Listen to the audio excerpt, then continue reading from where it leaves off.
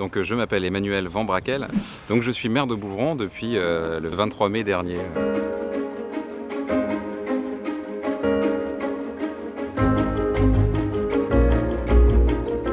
Alors Bouvron, si on n'a jamais mis les pieds, c'est vraiment à cheval entre Nantes et Saint-Nazaire, on est en pleine campagne.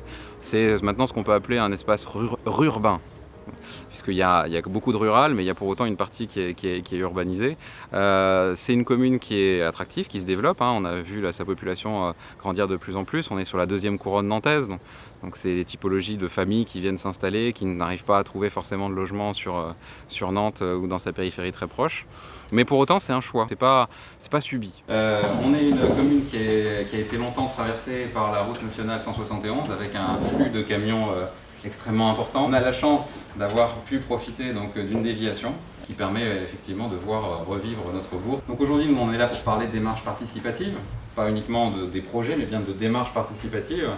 Donc deux projets, donc le tiers-lieu qu'on va vous parler aujourd'hui et l'aménagement du centre-bourg, ont évidemment fait partie de cette démarche participative.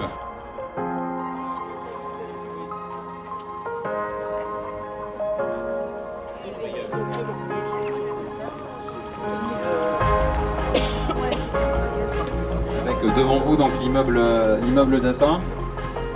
Derrière vous, vous avez donc le linéaire. Donc, au coin, vous avez anciennement l'Escale, qui était un bar tabac. Et donc tout le linéaire à suivre, plus ce qu'il y a derrière qu'on ne voit pas derrière les bâtiments. On a une dizaine de commerces. Après, ce qui pose problème justement, c'est l'attractivité globale de l'espace central. On avait une déviation, une route nationale qui l'a traversée avec un flux de camions très important, qui scindait la commune en deux. Donc maintenant, on n'a plus ça, ce qui permet de retrouver un espace apaisé, mais pour autant, c'est très gris, c'est très terne. Et on a vraiment pour objectif de retrouver une place gauloise attractive, attrayante. Ce que l'on peut observer à l'heure actuelle, c'est vraiment un espace de stationnement. Après, en termes de hauteur, on va en R+2, on a fait... J'ai de la chance aussi d'avoir été dans la succession d'un maire qui a déjà œuvré pour Centre-Bourg. Parce que malheureusement, l'espace public, on sait l'occuper en tant que commune, mais pour l'espace privé, tout ce qui est bâtiment, si on n'a pas les possibilités d'acquisition, on ne peut rien faire. Donc le fait d'avoir déjà pu préparer le terrain et avoir des bâtiments qui soient acquis, ça nous a clairement aidé sur le projet. Nous, l'étude qu'on a livrée, c'est une étude qui permet aussi de donner à voir ce que pourrait être le bourg d'ici quelques années. En revanche, un bourg, en fait, c'est pas un instant T, il n'est pas réhabilité, un instant T, il va être réhabilité. C'est pas un avant, un après, c'est un bourg qui est en permanence en train de se réveiller.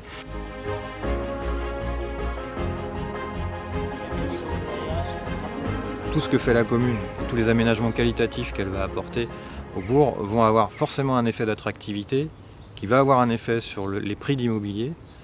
Et maîtriser aujourd'hui le foncier pour être en situation de faire des choses intéressantes à des prix raisonnables pour les jeunes familles, les gens âgés, etc. demain, c'est un point particulièrement important et sur lequel nous, on est là pour accompagner la commune. Par contre, ce sera nécessaire de remettre vos masques vu l'exiguïté. Le tiers-lieu, c'est né en 2017 d'une volonté de à la fois redynamiser notre espace communal qui est la bibliothèque, qui était donc gérée par une association, et d'autre part d'avoir un espace de lien social alors qu'on en manquait de plus en plus. Les habitants ont été vraiment à la manœuvre dans le diagnostic pour dire ce qu'on aimerait retrouver dans ce lieu, comment on aimerait l'aménager, comment on aimerait qu'il soit piloté aussi, la gouvernance. Donc le tiers-lieu, c'est un projet par les habitants, porté par les habitants et donc pour les habitants. Donc dès le départ, ils ont été mobilisés. Donc la commune, elle s'inscrit dans une démarche participative pour l'ensemble de ces grands projets. Lorsqu'on fait une démarche participative, ça prend plus de temps. Déjà parce qu'on ne peut pas faire des réunions toutes les semaines, on est obligé de les espacer.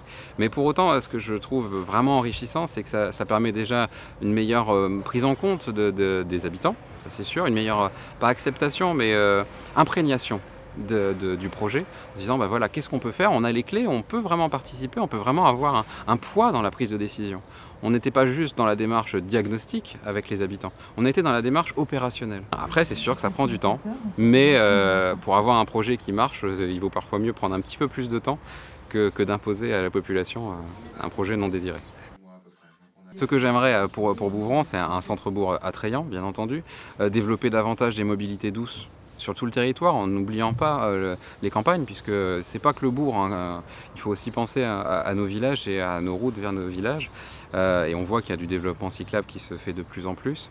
C'est une participation très active des habitants. Que je veux impulser là dès le début de mandat. Après, j'espère que la mayonnaise va prendre et que les gens vont pouvoir s'investir pleinement et sentir qu'ils peuvent contribuer. Et pas juste qu'on les écoute de temps en temps, mais vraiment qu'ils ont une vraie force, vrai pouvoir décisionnel. Voilà, c'est ça mes premiers axes en tout cas que je souhaiterais pour Bouvron.